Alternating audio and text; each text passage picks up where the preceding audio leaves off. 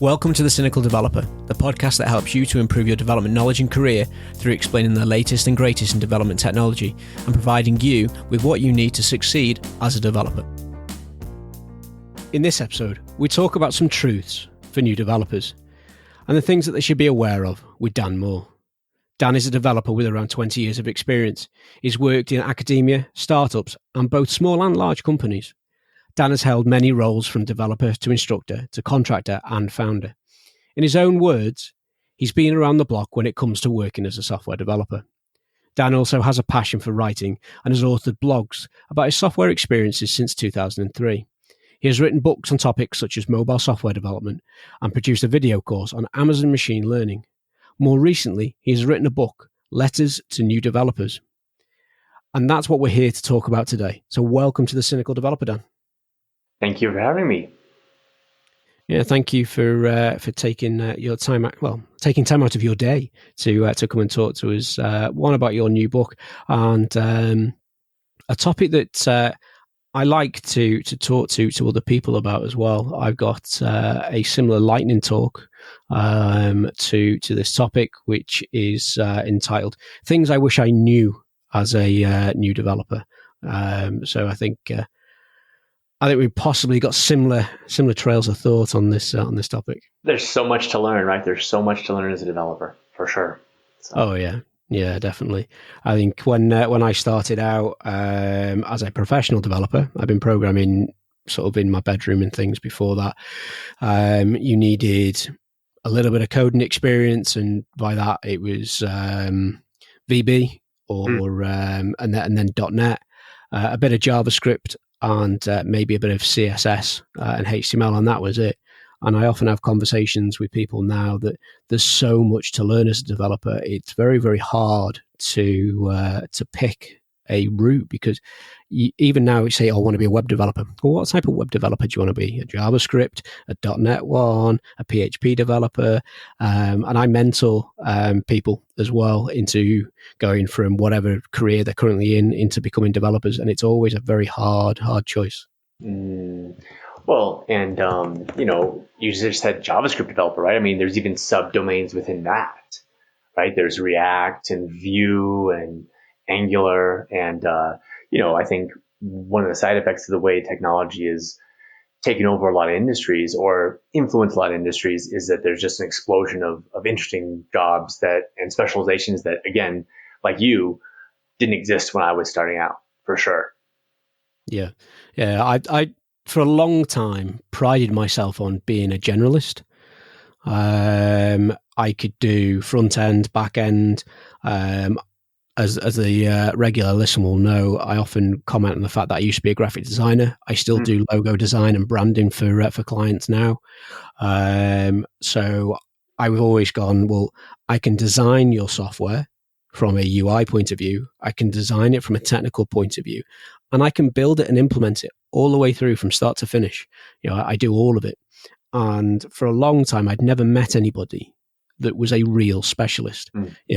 They didn't do just CSS or just HTML, or they were just a React developer, or they were just a C# developer with back-end stuff, or they did Node on the server, that sort of thing. It was always that sort of unicorn role. I'd see people online talking about it and go, "Oh, I just do CSS and I only do CSS 2 and above." And you're like, "What?" Right. Okay. And maybe that's from some of my experience of working in smaller companies when I started my career. I don't know. That's interesting because you refer to the CSS, the job only doing CSS as like a unicorn job. And I was thinking, as you were telling me about, hey, I can design all the way to, write the database schema to deploy it. That to me is the unicorn developer too, right? That like a lot of smaller companies or startups want someone who can wear 15 different hats and be good, maybe not world class, but good at all of them. And I think that is, I don't think that'll ever fade away entirely because there'll always be small companies, but I think that it is fading away to a large extent because people want someone who can, really dive in deep into the domain, and they're willing to build that team to support them. Because that's the other side, is you have to have that team. Otherwise, if someone's just a React developer and you give them a problem, they're not going to be able to make much progress if they're expecting everything else to be, APIs be written for them, or everything like that. You have to have that team around them. Yeah. And I've in the last couple of years, I've transitioned away from being a permie developer, and I'm running my own business now as and going out as a software consultant and contractor. And I've now found myself more employed to write APIs, to build back-end systems, to design the systems than to do all the different pieces. But then to be a contractor, you don't tend to end up in the smaller companies because they don't have the budgets for or luxury for contractors. One thing we kept saying there was just a React developer, or just a CSS developer, or just a C# developer, and that's not taking anything away from anybody that does specialize in that. The just is that you have that one string to your bow. That's what you specialize in. I wish you could hear me nod. Yeah, I agree. Yeah, Just is not a pejorative in that sense, for sure. yeah, and the one thing I was always worried about was being jack of all trades, master of none. Because I can dip my toe and turn my hand to a lot of things, a lot of different technologies and stuff like that. But then sometimes you need that little bit of deeper knowledge on a particular topic, and I don't have that. And I'm always quite open and upfront about that. I understand the technologies I need to use to the point where I know how to use them to get the job done and deliver what I need to deliver for my clients. I don't necessarily have that deep knowledge over every part of the technology stacks that I use. I mean, it almost sounds to me like your specialization is in the ability to learn and know your limits, which is a powerful specialization. It's just not one we typically think of, right? You think of, I'm a specialist in optimizing SQL queries, or, React, like large React front ends, or whatever. But I think there's a skill in learning, hey, here's my limits, and here's how I know how to go past my limits by, reaching out to other team members, or finding other people, or just saying, hey, client, you have to find a consultant who can help you with this particular thing. I can help manage them, but I can't, you don't want to pay me to learn to do this. Yeah. One of the big things I keep getting told is that I'm very good at getting things out the door quickly. So turning things around, even if it's in a small team, and that team could be just myself, picking up stuff and running with it and getting it out the door faster than a larger team, because there's not that sitting around and procrastinating about it. Yeah. But this is not about my skills and what I do, but I think it's a good segue into some points for new developers. And we're talking there about my sort of abilities, the route that I chose to go down. But we've also spoken there about developers that have also chosen a specialization as well. Yeah. So I don't know if you could talk to the point maybe of how a new developer would make that decision. Well, so actually, before we head down that path, which I think would be really interesting, there's a couple of other things in the kind of jamming we just did. I think that you kind of talked about being pragmatic, and this is something that's come up. I've discussed with others. There's a spectrum of pragmatic versus perfectionism, and I think that is something that you need to learn where you're comfortable in, and then also find jobs that are good for you. Because as a new developer, and I don't think there's any way to learn this other than just try different things, but there are jobs where the slightest misstep will, at worst case, cause someone, bodily harm if you're programming like a pacemaker or something like that. And then there are other jobs where it really is about getting something that's good enough out the door so you can get customer feedback, right? An MVP at a startup. And I think I tend more towards the pragmatic side as well. It sounds like you do too. But there's nothing wrong with either thing. I just think you need to think, as a developer, you want to be matched in your current environment. You don't want to be in a place where you want to get stuff out the door and they're really, really concerned about dotting all the I's and crossing all the T's, because it's going to make you miserable. And vice versa is true. So that'd be one piece of advice right off the gate for new developers is listen to your nature and see how excited you are about starting things and see how excited you are about buttoning things up and realize that, both are necessary. Both you're going to get to different levels at different companies, but there can be a tilt one way or the other. Yeah, definitely. I think one of my big go-to sayings at the moment that I keep throwing at people is remember that good enough is good enough. But if you're working in the medical industry and you're working on life support machines or medical equipment, some of these remote robots that they're now creating, good enough is not good enough. You've got to be 100%, as you say, dotting the I's and crossing the T's, that everything needs to be pretty much perfect. If you're working on software that's in a nuclear power plant, that's got to be pretty, please. Yeah, pretty good. Good enough is not good enough. It needs to be perfect.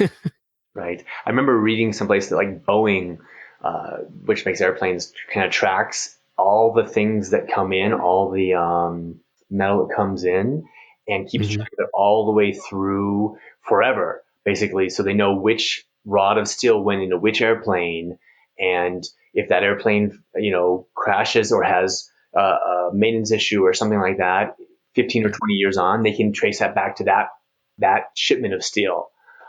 We don't. Luckily, most people don't work in that kind of precision environment, but they're out there for sure. But I mean, I would say even like you said, medical devices, you can also take a step back, like even finance or even places that are working at really large scale.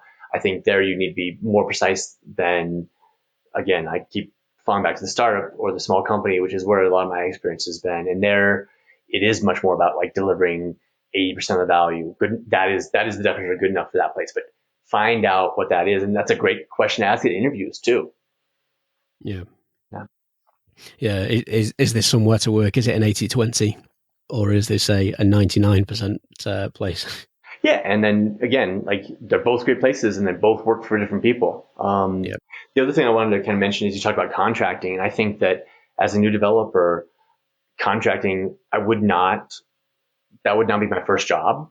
But I think that when you are 2 or 3 years out, if you have the financial profile and you can handle the risk, it can be really great. And the reason I think that contracting is so awesome for new developers is it exposes you to a lot of different domains and a lot of different businesses and a lot of different management styles at low risk because you're not going through the interview process. You're not committing to be an employee. And I think that's a really good thing to gain early in your career because it gets you an appreciation of what do you really like? Do you like a certain kind of manager who's really hands-on? Do you like a certain technology stack? Basically you're at the buffet, and if you're contracting, you might switch depending on the size of the contract, it might be a couple of weeks, it might be a couple of months, it might be, year and a half, but the switching is built in and the interviewing is built in, and building a business acumen about like finding out what people actually really will pay for. And so that's one of the reasons I advocate, again, not starting right out because you're going to have a hard time learning. I think you want to be in a team environment when you're starting right out. But after a couple of years, I think, again, if you can handle the financial risk, because there is more risk, contracting is a really good thing to pursue. Yeah, I've mentored a lot of developers coming in straight from the ground up. And I'm often asked by them, well, should I go contracting? And my first answer is always no. Because as a contractor, you are brought in for a specific purpose, and you are supposed to be the expert in that domain to be able to deliver that. And straight out of college or university, you don't have that experience of real world software development. And first bombshell of the episode is what they teach you on your college course is nothing what real software development is like. So you need to get out there and learn it as well. And I said that in the last couple of years, I've moved to contracting. I was a Permi developer for must be 10, 15 years, something like that, before I made that jump, before I felt confident enough to do that. financially and in my skill set as well. Yeah, I mean, So it's not for everybody. It depends on your mindset as well. 100%, definitely, and you'll never know how you feel about it without trying it some. But moonlighting is a low impact way to do that. If your employer lets you do that, and again, you have the time and the desire to do that. But the other thing I would say, just to not paint a Pollyanna picture of contracting, is I have a friend who says there's three parts to every contracting job, which is find the work, do the work, and get paid for the work. And you cannot neglect the first one or the last one and succeed. And I think a lot of developers get into development because they're super excited about writing code and developing. And I've definitely seen some contractors kind of get caught up in the second phase, right, which is doing the work, which is in some ways the funnest part, and then neglect getting paid or finding new work. And so you have to be prepared for that. And it's really mind expanding when you can do it, but don't walk into it expecting to write a bunch of code as a contractor. It's just probably not going to happen. Yeah, definitely. And I think that some of that demand from new developers comes out of a culture that we're seeing become more and more prevalent in social media. Is a lot of these developers are going off and doing boot camps, doing a 6-week boot camp or slightly longer. They are promised the world, and that they're going to come out of this and they're going to be experts in all their technology in their field and be able to run out there and go and do that job. And some of them are. I've been blown away by some developers that have only been writing code for a year or two, and I think, my life, you're better than I am. You know more than I do, and I've been doing this for 15 years or so. And then I've met others that have been doing it for 20, 30 years, and I'm surprised they know where the power button on their laptop is. Yeah. It's unfortunate when you have one of those kind of folks on the team. It's something you have to adjust to. But I agree. Some of the people I've talked to who graduate from boot camps, they're working them 80 hours a week, and they can. Again, there's some things you can only pick up via actual, hard-won real-world experience. But there's a lot of other things that a lot of sustained study and effort can really, accelerate, especially with all the knowledge out there that is present now that wasn't, again, when you and I started. Oh yeah, definitely. I do remember walking into a bookstore in the UK with my parents, and there was an MSDN book. I think it was XHTML, and it was on offer. I think it was down to £30 from something like £120. And I got hold of that, and I was like to my mum, "Can I get this? Can I get this, please? Can I have this?" And it came with some CDs with. It wasn't Visual Studio back then. It was called something else, something development environment. I can't remember now. And that was in there. I remember sitting there pouring through it, just taking in what was there, and it was just the spec really for XHTML and how it had been implemented, and it's stuff like that we now take for granted, that we just Google it. You can find that documentation now online for free. Yeah, it's all there at your fingertips if you've got the drive to go and look for it, the drive to sit and read it, and it doesn't cost you anything apart from your time. I mean, I think there's a skill in Googling too, but you're right that everything is just far more, I should say, most things are far more accessible than they were years ago, which is, it's fantastic because frankly, the world needs more new developers and more experienced developers. And the only way to get an experienced developer that I know of is to have a new developer and season them with time and mistakes. So bring it. Yeah. You talked there about being able to Google, and honing your Google foo is definitely a skill that not many people really talk about. But I know that I've spoken to people that I've been working with. They go, "I can't find anything on this online." I was like, "Well, give me a second." To go, "Oh, there you go. 2 minutes in, there's an answer for you." Mm-hmm. And it's just knowing about what it is that you're searching for, what answer it is that you're looking for, and it's sort of, I guess, learning to, as well as learning to code, it's learning all the bits that go with that as well, and everything around it. Yeah, I mean, I think, I've written a couple of blog posts about Googling and how it is a skill.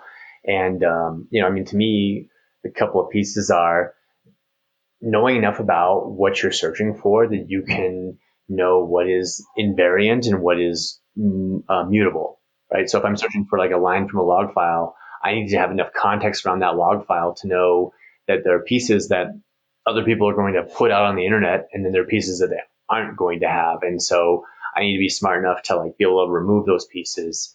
And then I think the other thing is just kind of building an innate sense for what areas and sites are full of good knowledge and what things are not, right? Like I definitely have found answers on GitHub issues that Google surfaced, and there you have kind of the subsidiary skill of being able to read the GitHub issue and kind of scan it quickly and see, okay, this person is just a troll, or this person didn't read the instructions, or this person, put together a really good question, and oh wait, there's the answer I'm looking for.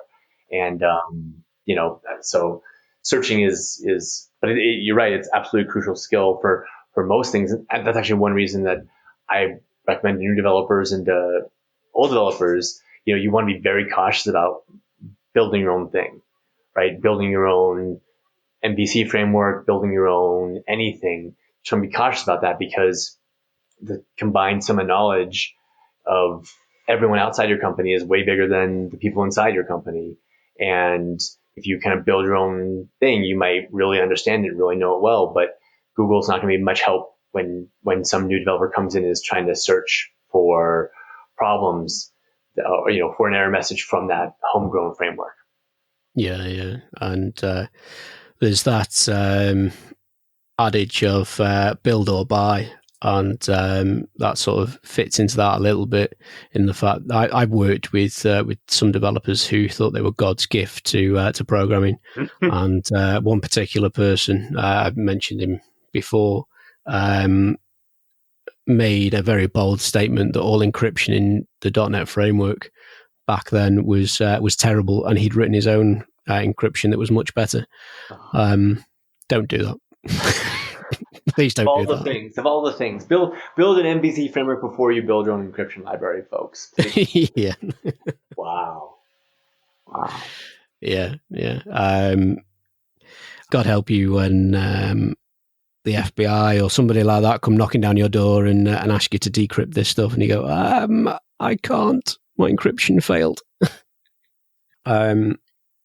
With learning all these things, one thing that I like to sort of point people towards is don't learn to code; it's learn to problem solve.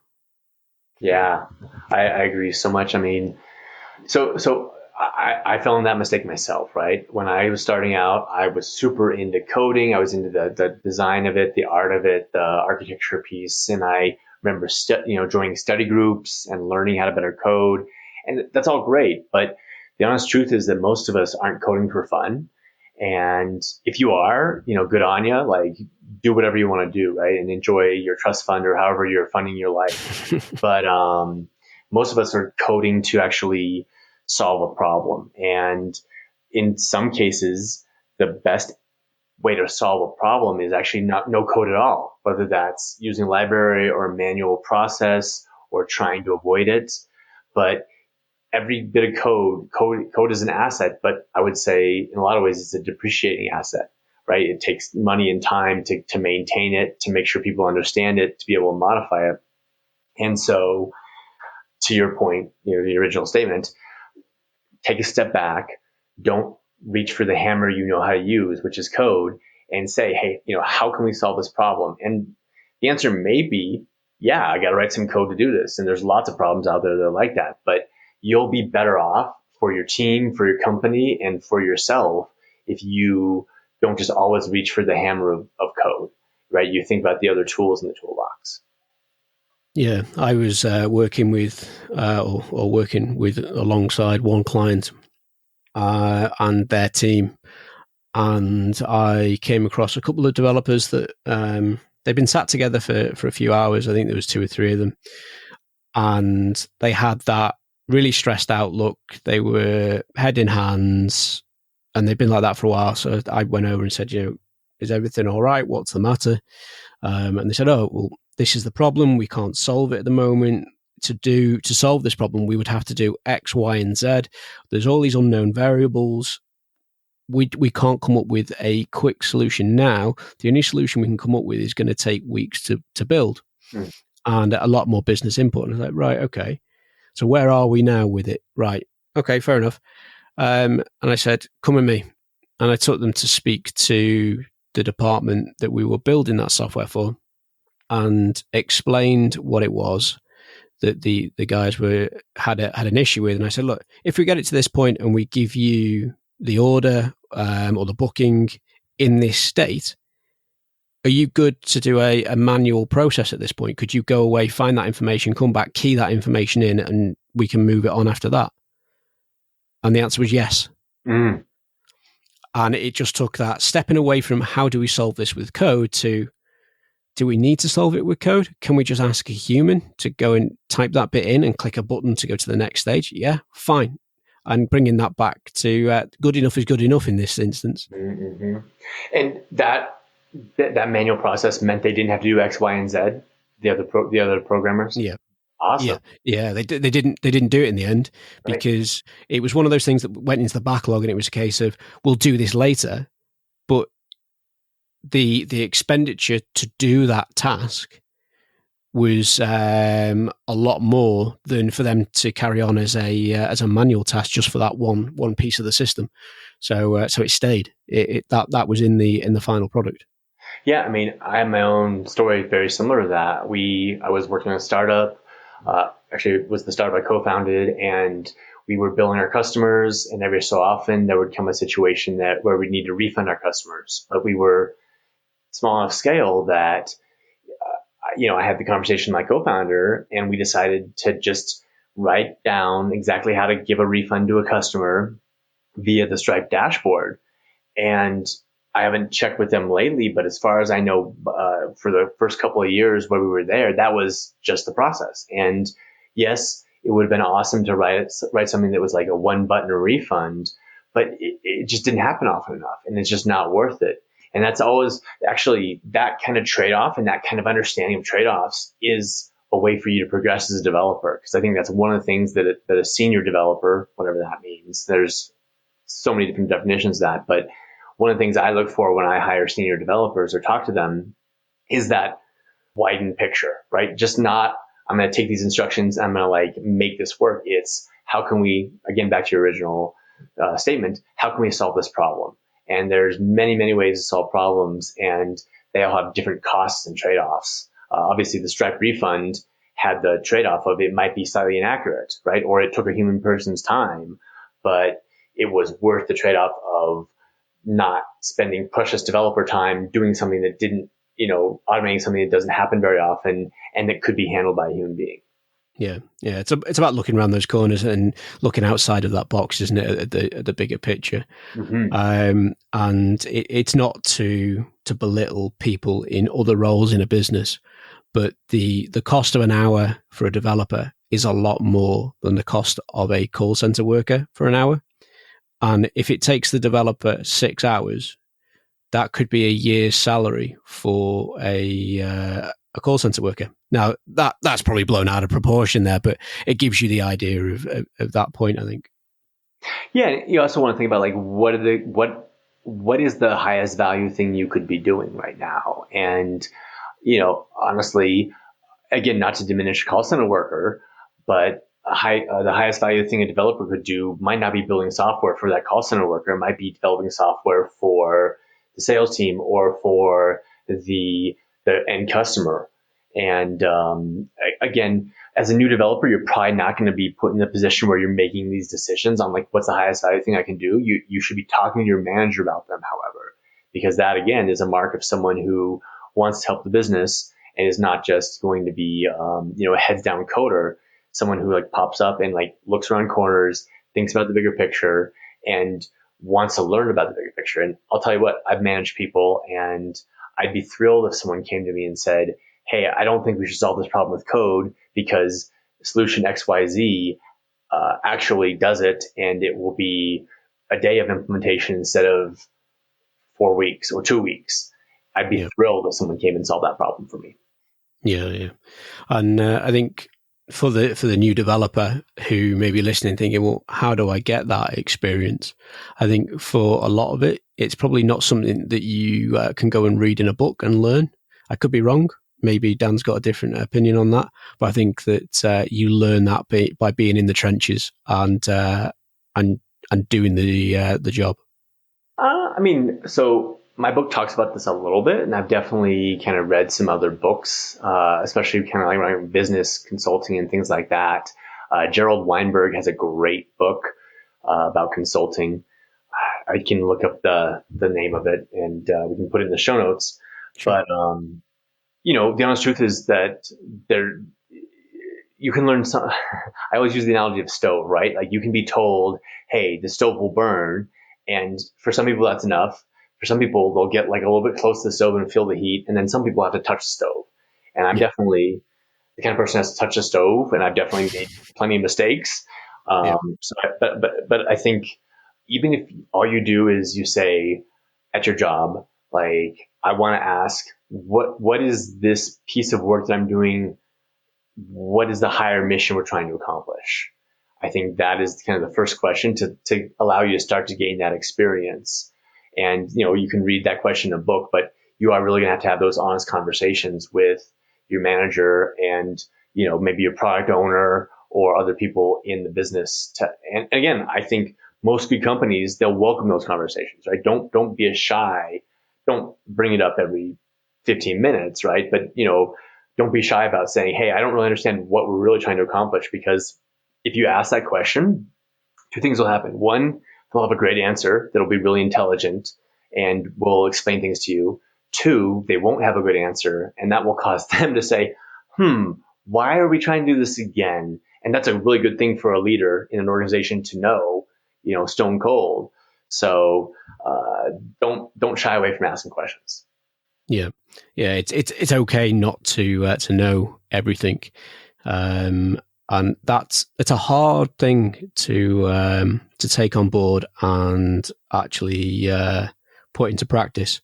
For a long time, I struggled with asking for help or saying when I didn't know.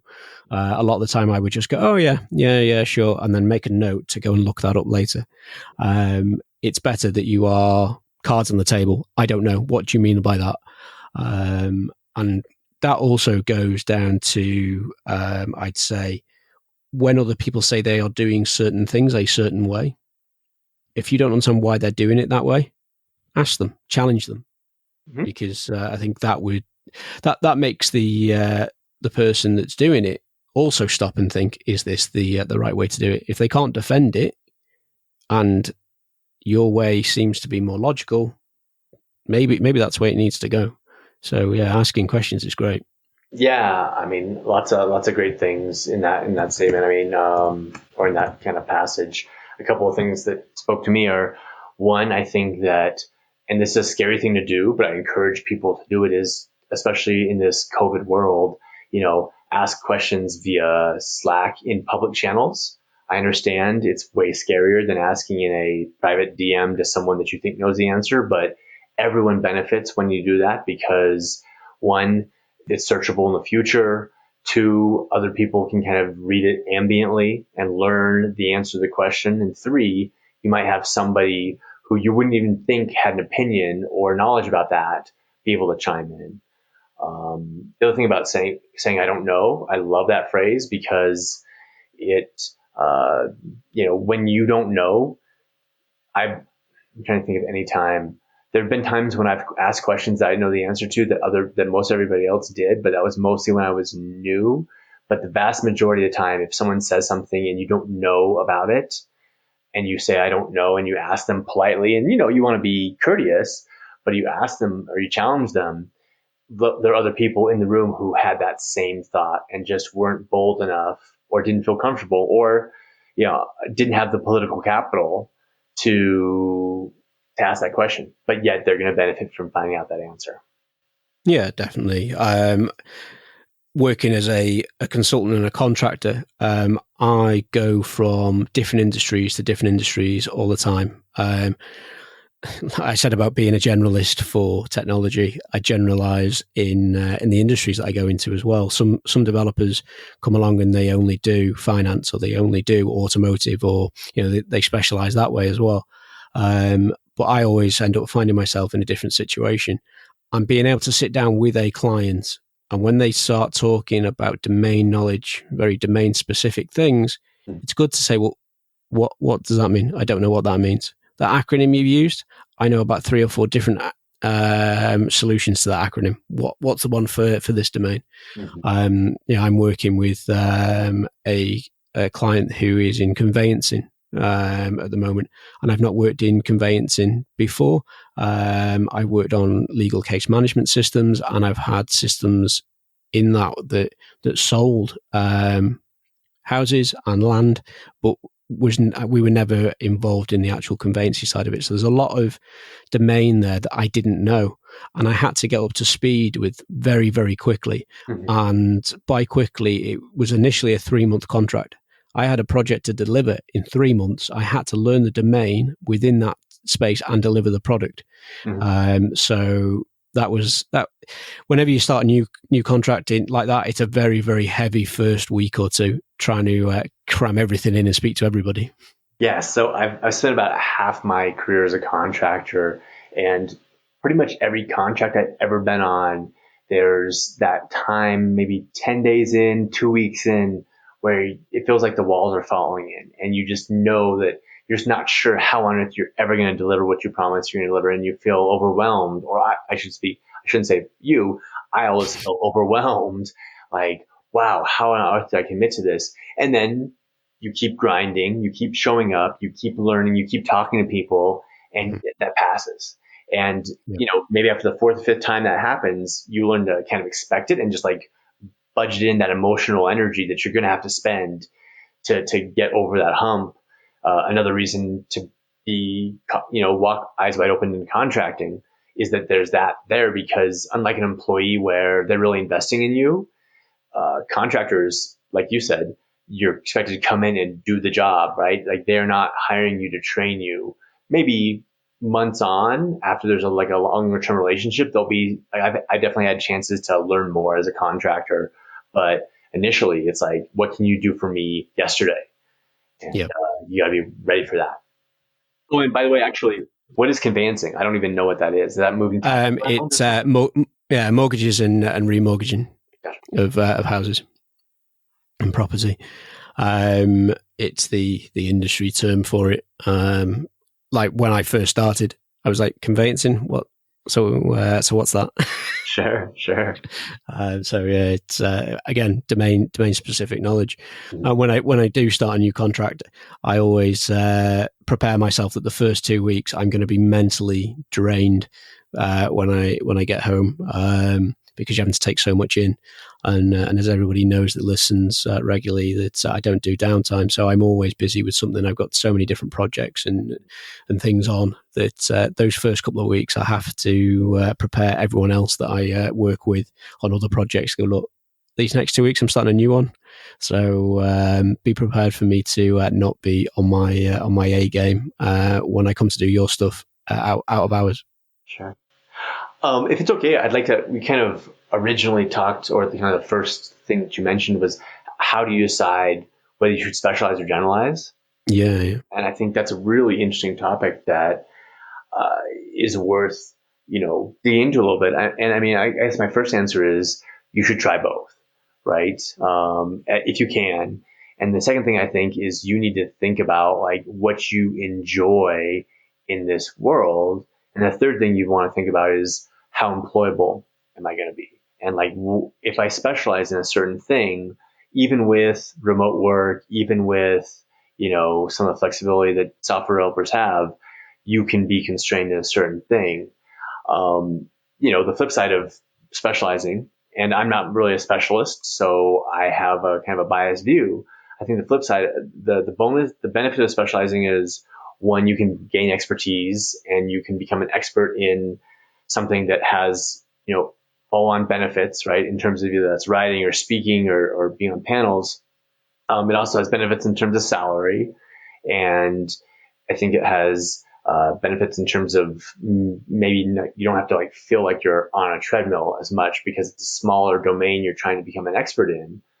But the flip side of that is that you better be darn sure that you're keeping an eye. You can't totally focus, right? Like React, or let's pick React as an example, right? If I said I want to specialize on React, I can't only focus on React because I have to be aware of the next wave coming. And React is big enough that you could probably be a React developer 20 years from now, but there are people who specialized in, certain languages or certain frameworks that the pool of available employment is getting smaller and smaller and smaller, and they have to be prepared to jump. And sometimes that jumping is going to negatively affect your salary. It might mean you have to move. And so I've always been more of a generalist and someone who can learn. And then I take that, that does mean that there are certain kinds of companies where I couldn't get hired because they're only looking for specialists they can slot into their teams. There are certain places or there are certain salary ranges that probably just are not available to me as a generalist. But I also know myself enough to know that I like the learning process and I like being able to kind of move. I definitely don't have the breadth that you have in terms of going from design all the way to deployment, but I think I can hack on CSS and HTML, and I can definitely do everything else behind that, right? All the way, database design, deployment, backend programming. So I guess it's a question of know thyself, again, similar to some of the other stuff we've talked about.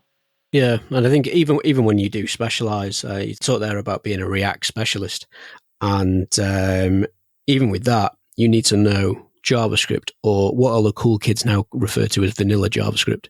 And it's probably good to also have an experience with Angular and Vue, and be looking at what's coming next, like Svelte or something like that, just so you know what, as you talked about, the next wave that comes in. That's what you've got to pick up and run with, because these things tend to pop up and be overnight successes that took them 10 years to get there. But at the moment, it's React. Tomorrow, it could be something else.